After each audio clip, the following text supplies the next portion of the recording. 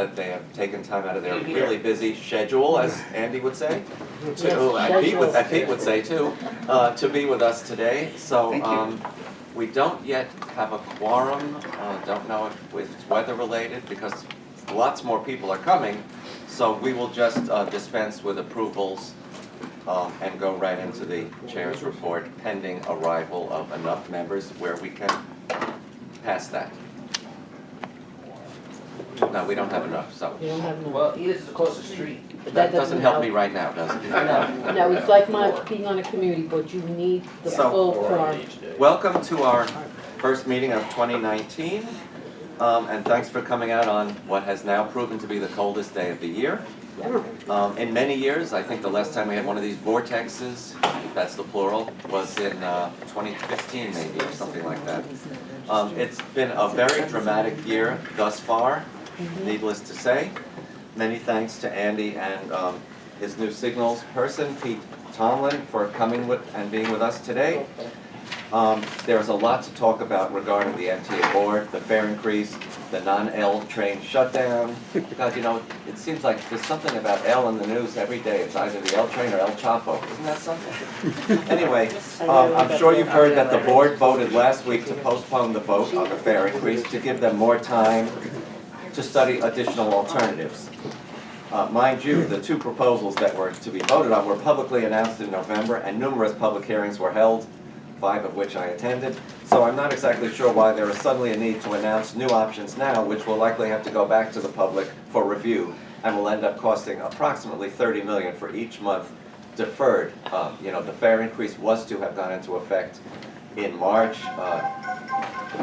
If it is now April, that's $30 million lost. Of course, you know that the for-hire vehicle surcharge that was phase 1 of congestion pricing has been put on hold by a judge, and that money is also not coming in. But So, we'll get that back. yeah, We've been told we'll get we've been that back. told, we've been told. Not 100% sure of that. This will put the books further out of balance, and of course, every dollar counts. The board is now scheduled to vote at its next meeting, which is February 27th. Again, if it's new options that make the fare higher that have not been noticed to the public, a new public hearing will have to be scheduled, 14 days notice, so you will get notice of that, I am sure. Do I make a quorum? No. I just want you to know that the reason there's an elevator problem down in Bowling Green. Oh, God. It's talking about elevators that aren't working. We're All not right. talking about that yet, but we will. Oh, well, I just want you to know that We it will affected me make just sure it's now. reported. May we move on? Yeah, I'm Oh, sorry. okay. Do I make a quorum? No, No? no. Yes, That's 5. You need 5. 2, 3. How many members? Don't we have something like 12 members or something? We have vacancies. We have 11. We do? Let me just continue, we can do that after this. Earlier in the month, Chris, Trudy, myself, Lisa, and Ellen participated in an L-Train press conference organized by Brooklyn Borough President Adams and Manhattan Borough President Gail Brewer. Other elected officials who participated included, this is spelled wrong, but that's okay, Adonis Rodriguez, Brian Kavanaugh, Carolyn Maloney, Brad Hoylman, Carlina Rivera, Keith Powers, Nydia Velasquez, and Joe Lentil. I spoke about the numerous unanswered questions we have regarding the cancellation of the shutdown, not the least of which are disposal of silica dust and the 20-minute proposed night weekend headway for a line that is used to 2- and 4-minute headways. Not to mention the placement of the cabling in the tunnel and the intruder alert that will be placed on that cabling and what happens if it gets set off erroneously, and a host of other issues, too many to go into at this moment. Earlier this morning, Carol and Lisa, as well as Edith and Chris, attended a press conference hosted by the Transit Center to announce a proposed list of the next 50 accessible stations. I guess what they would like to see at the next 50 stations. Right, Yeah. so, and Lisa didn't go, and Edith is still there. It's still there, Yes. okay. Yeah, it ran late, so I told Edith, she stayed in the front, I left, Alex is still there, but I made sure I got here. We did coordinate with Alex, so he knew that, yeah. Okay, great. The list was developed by many advocacy groups, and Transit Center created the map to go with the list. Obviously, these are not necessarily the stations that Transit will next move on, but it is a good way to keep the issue of accessibility front and center. And of course, as everyone has seen, that flyer that's going around, that's there on the table, February 6th, there is a meeting in this building to discuss accessible stations. Yesterday, Lisa testified in Albany before the joint legislative public hearing on 2019 to 2020 executive budget proposals on transportation. Quite a day. It was a Quite a long interesting day. and long day. Yes. The MTA panel started off the, by the way, almost every elected official tried again to make their bones and smash and just make the MTA look terrible, which is what you do nowadays, I guess. You all have received a copy of Lisa's testimony in today's packet. Lisa, maybe you could give us the bullet points of the day without the violence that comes with bullet points. Yeah. Peace. Why don't I do that after, because I know Okay. that you have Okay. a short time. Bullet points later. Bullet points to follow. Okay. Congestion pricing is now a big topic of conversation to help balance the budget. Yesterday, Pat Boyd, MTA president, said if it isn't implemented, fares might have to go up 27%. How's that for a number? It's shaping up to be a political battle in Albany with many unanswered questions about how it will be implemented. Hopefully the leadership will come together and clear the way for a vote and a passage. So I do want to say that my favorite part of the very long day was when Leroy Conry asked Matt Driscoll, who heads up the Thruway Authority, how we plan to implement congestion pricing. The Thruway Authority, that's wonderful. The throughway authority. Yeah. So that was after 5 hours of MTA testimony. Yeah, so there was a moment of levity, even though it was unintentional. That's for those readers that could be a stolen Harriman, right? All right, well, please mark your calendars for next Wednesday, February 6th, when that system-wide accessibility meeting will be held about the next 50 accessible stations. The event will take place on the 20th floor here at 2 Broadway. You received the handout. If you haven't, it's going around right now. And note that the next TRC meeting will be held on February 28th. On this, yeah, it's late this year because of the Washington's birthday holidays and MTA meetings and what have you. So, February 28th, it'll be on this floor. All right. So I think we actually moved that meeting because of what we thought was going to be the board meeting on that day, which was going to be held on a Thursday the previous week on the 21st. So I don't know if you want to move it back. Well, let's not take up the time right now. Okay. Because I would like to get to our, let's just get an okay, now that we have a quorum of the agenda, may we have a motion? Motion to approve. Any opposed? Great. How about the minutes? Any corrections, additions, or can we have a motion to approve them as submitted? So moved. I second it. Wow, Yeah, I know. unusual. Thank you for hitting my shoulder. I know. Wonderful. Thank you. So let's, because our guests have very pressing engagements, not literally, but there's just, you can't imagine what Andy's and Pete's days are like. Let's welcome Andy Byford, New York City Transit President. Well, look, first off, Mr. Chairman, thank you for that kind intro. I'll introduce Pete in just 1 second, but I'd sort of just make some words of introduction, first of all, or just contextualise what the challenges that face us. And as Chairman, you alluded to, these are unprecedented times in many ways. Everyone seems to be indulging in a big pile-on onto the MTA at the moment. It is. And this morning, I've just come from, though, a very pleasant occasion, which was upstairs. We had our Medals of Excellence ceremony, which was acknowledging and recognising the many true heroes out there who work for the MTA, actually, quality people, people I'm proud to call colleagues, who have done exceptional big acts of heroism. One lady who served this city and this transit system, and effectively this country for 50 years, Helen Gordine, and she's still working. And also people who've done one-off acts of great customer service. So that was really nice, and it was a tonic actually to go to that meeting because it reminds you of what the reality is. And the reality isn't what you read in the paper. We're not all idiots. We're not all just sitting around just waiting for someone to save us. We're actually driving hard and really fully focused on making the transit system better. So I'm going to come on to what I think are the 3 priorities in just a second, but just by way of a summary, and Andrew gets to see this at the board, and many of you, people like Chris yourself, when you regularly come and Deborah comes to the board, people are saying, oh, it's not getting any better. Well, that's not true, actually. That we're beginning to turn the ship. It's like we're turning a super tanker. You look at the subway, under the leadership of two of my stars, Frank Giesecke, the COO, and Sally Labrera, the SVP for Subways. We've met our delay minute target now, delay incident target rather, where I set a kind of arbitrary reduction of 10,000, but there was some science behind that. We were typically racking up 70,000 delay incidents a month. So I said, we must be able to take 10,000 off that, and once we achieve that, then I'm going to tighten the ratchet and we'll go for a stretch target. Well, the good news is, not by luck, but by actual tangible actions, we have met that now on 4 successive months. And we're down to around 40,000 delay incidents. So, and everyone says, oh, well, that's the SAP kicking in. Well, the SAP is definitely a factor of the Subway Action Plan, but what I think has really made the difference is we are on this all-out, absolute focus on what I call basics. Things that work around the world, getting the basics right. So you'll see we're really paying attention to punchy, snappy, safe platform dispatch. So trains should not be overly dwelling in platforms. That doesn't happen by accident. You've got to have the conductor and the platform controller and the train operator working in tandem, and that's what's now happening. That's why you're hearing them blowing whistles. We have removed something like already 60 redundant speed restrictions. I think I'll get my facts right. It's 60 we've got lined up. I think it's 34 today.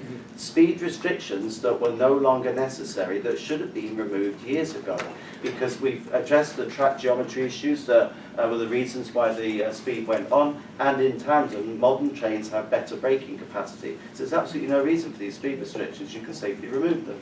We have been progressively recalibrating signal grade timers that were wrong. They were not working properly, so no wonder the train operators were approaching them with caution. That plus an overly punitive approach to people who inadvertently hit those grade timers, which is ridiculous. You shouldn't punish errors, you should coach errors. And also we should be fixing the equipment. So all of these things, these little bits and pieces are progressively delivering improvements. So we've now hit our best operating performance for 4 years, and the year-over-year improvement from December to December 2017 to 2018 was an increase in OTP, on-time performance, of 10%, which is pretty good. Yeah. So that plus the Why doesn't that make the associated, news headlines? well, it's not news, right? Bad news, that's news. Yeah. So then that plus statistically significant improvements, never mind what we say, what you say, the new customer count survey, a much more meaningful survey that Sarah Meyer, another one of my stars, has put together. Statistically significant improvements show that we're beginning to turn the corner. So that's subways. Buses, we're not messing about. We're on the case with the NYPD and with the city to get these bus lanes cleared. And if you believe that since imitation is the sincerest form of flattery, I took great satisfaction out of reading the mayor's bus action plan, because I thought that looks remarkably don't have a problem with that. The good news is that they, the city, are on side with what we're doing. And to be fair to the mayor, they added the commitment to tow people who are abusing the bus lanes. So that, to be fair, is new. So those two things, you watch, we will start to drive up bus punctuality, because we're having a zero tolerance approach to people fouling bus lanes. We're also, back to basics, tackling those things that drive you, the riders, nuts. Like every day when I look out the window of my office, I see this enormous bus jam going into the Brooklyn Battery Tunnel. It's ridiculous. We've now pretty much solved that, because finally we got Sam Schwartz involved. Not Arthur Schwartz, No. Sam Schwartz. And so we got Sam Schwartz involved, and we've worked with the state authorities, the state troopers and various other people to once and for all sort that out, so now the buses have a free flow through the Brooklyn Battery Tunnel. And it's things like that, right? I've got Darryl Irick and Craig Cipriano looking on a route-by-route basis, because typically it's not the whole route, but what are the bottlenecks that happen every single day, and what are the root causes to those bottlenecks that we just need to fix, and that's how we've started to address issues around punctuality. The third element is, of course, accessibility. I will be at that meeting as a point of principle. because we are deadly serious about getting this system to no more than 2 stops away from an accessible station within 5 years. It can be done, and it has to be done. That in conjunction with something else that we've done in the last year, which is the introduction of the group station managers, and we specifically told them we want these elevators working. They're not engineers, but they check them every day, and we want them to be clean, right? So the cleaners are focusing on keeping these elevators in good order. So we're going to follow up on that one at Bowling Green. As soon as I get upstairs, I'll make sure that's been called in. So progressively sorting out the most basic things on the operation of today's service. I said there were 3 priorities for me. So that's number 1. Can maintain this absolute relentless focus on getting today's service better by looking at root cause and by addressing and assigning the right people. Yep. Key focus number 2 is the L line. And you know, I've got sort of views on it. I've kind of been sidelined on that, partly for expressing my views, but anyway, that's another day. Sorry about that. I'd like to do a little straw poll. And there's a reason for me asking this. You rightly, Andrew, alluded to the fact that running 20-minute headways on nights and weekends is going to be tough. Just as a straw poll, I appreciate it's not particularly scientific, from a customer's perspective in terms of the ease of giving you the message and the certainty of the alternative service plan, do you guys, certainly for the weekend, maybe for nights as well, but for the weekends, do you think it's better to try and make a 1-tunnel closure work? Or to say, let's keep it nice and simple and to say a double tunnel closure and we'll provide a viable alternative as we currently do. I'd be interested in your views. Any vote? I live on the 7 train, so I should just gonna exclude myself because I lived through that for years. Do you have a view? Andy, I don't know if I sent it, redistributed to everybody, I hope it did, the letter that Dale Brewer wrote about all of this. And I have been working with her on this very closely, that's why I was there.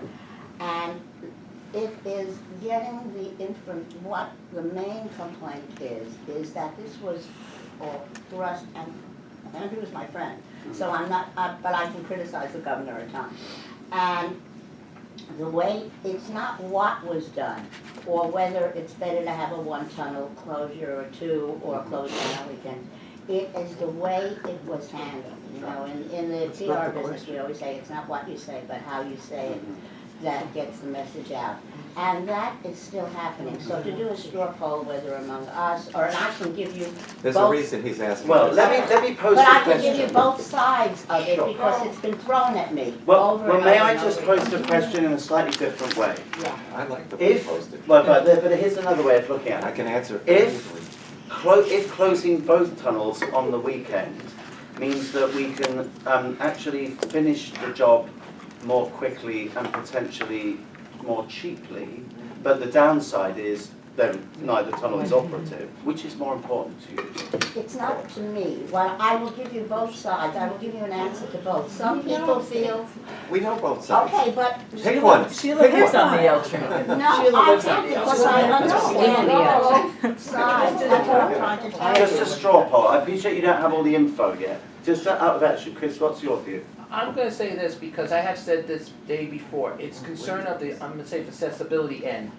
Because if a person who's getting on Union Square or 8th Avenue, who needs to go into Brooklyn, can't get on an L train because there's no room for them to get on and off. And the concern is the safety concern. A customer who's maybe trying to get on an L train can't get on an L train because one-way tunnel, it's gonna cause a lot of confusion, delays, and the concern is if the wheelchair's already on the train, the people are gonna fight on the train or the platform. When we had this plan in the beginning, a year ago, I had no problem with it being shut down both ways.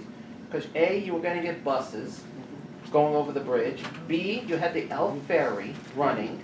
And C, you had all these group meetings, which I thought was brilliant because it helped to solve how to work to get people traveling from Brooklyn to Manhattan. But the Chris, you main, left out something. Also, extra G's, J's, M's, I was C's, and actually- 7s. actually, But you didn't get I was any saving that for you, Andrew, Okay.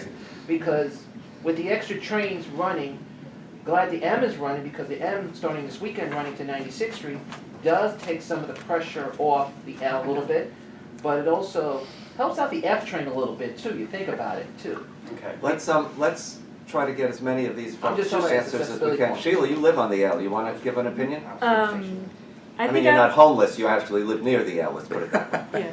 Yes. I would prefer for the both tunnels to be shut down if there was a better service. Alternate service plan. Yeah, for the weekend.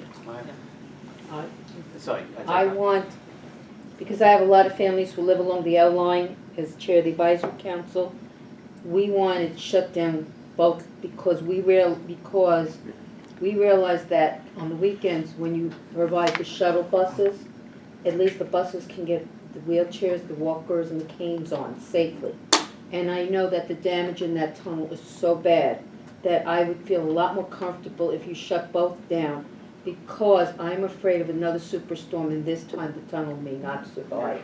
So I would rather you shut it down and work on it intensely. But keep in mind, what Even on Andy is weekends. suggesting I understand what he's is not the original No. I proposal. understand that. So And even the with entire tunnel wall would not And be, even with single tunnel, Yeah. see, even if the current plan as announced is, the tunnel will stay open Monday to Friday during the traffic day, which I think is great, you know, that doesn't inconvenience 225 people, sign me up, 225,000, sign me up.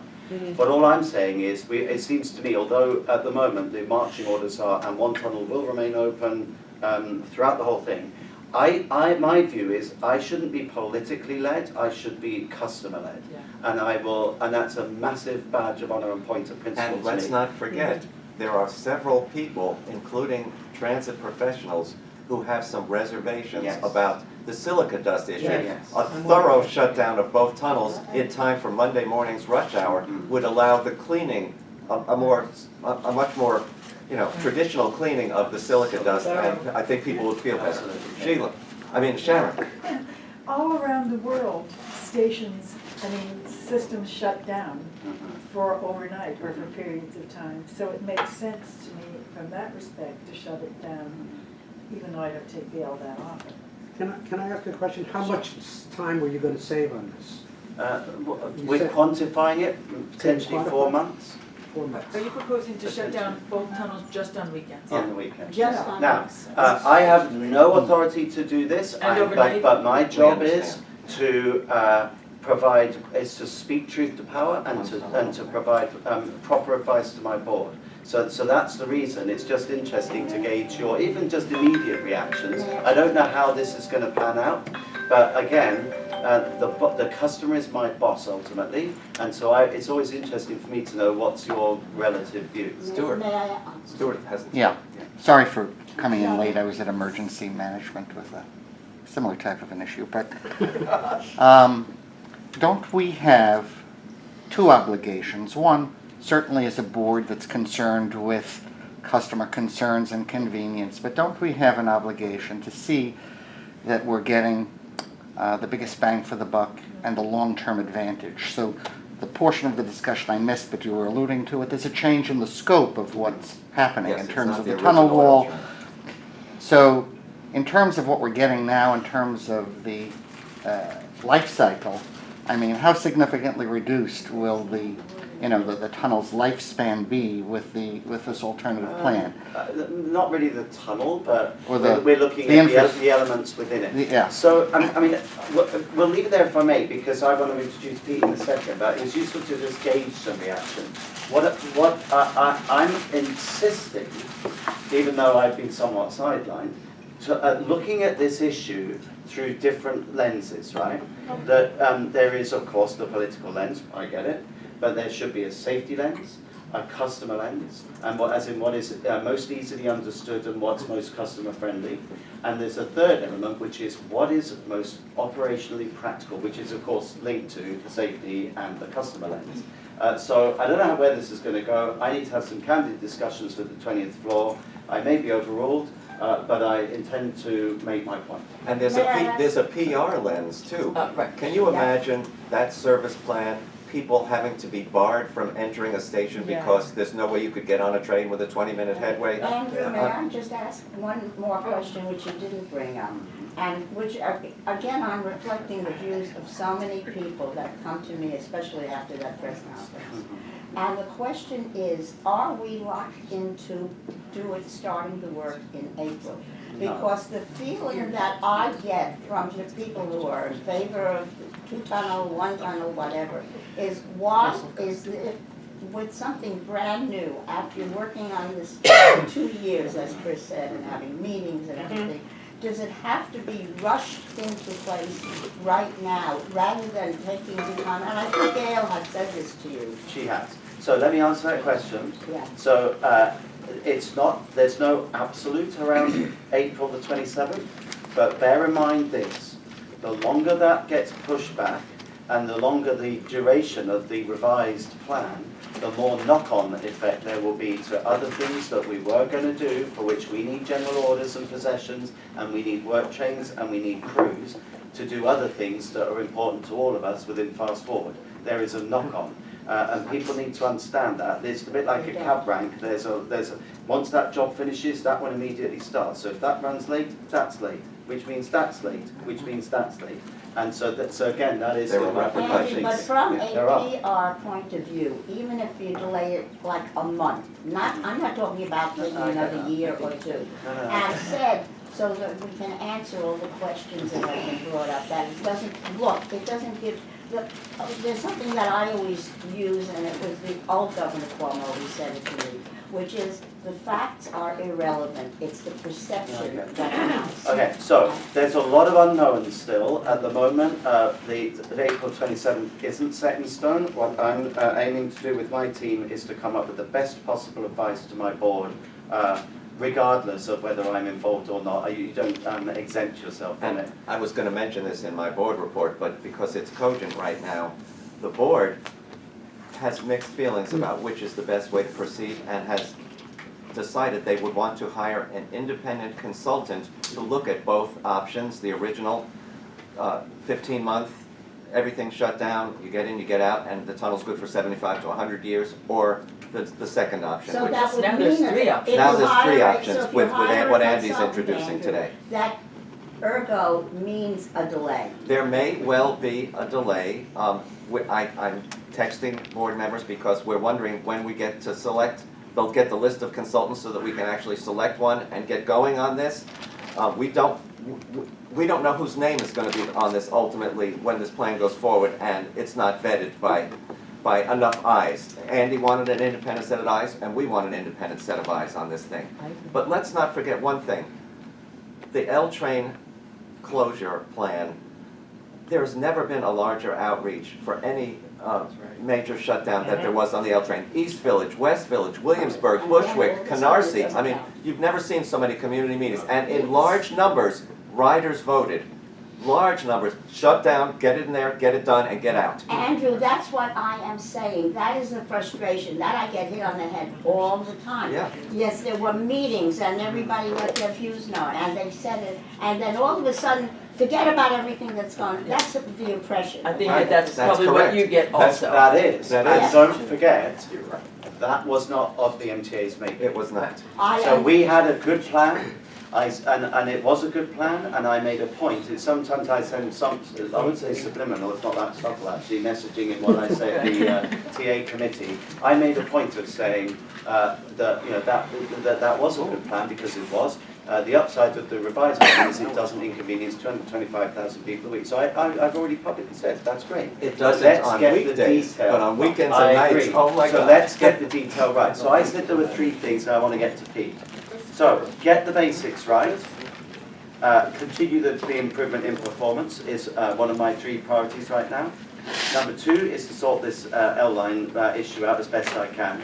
Number 3 is, now where were we? Ah yes, fast forward, that was where we were. We absolutely must not miss the opportunity, the golden opportunity that fast forward presents.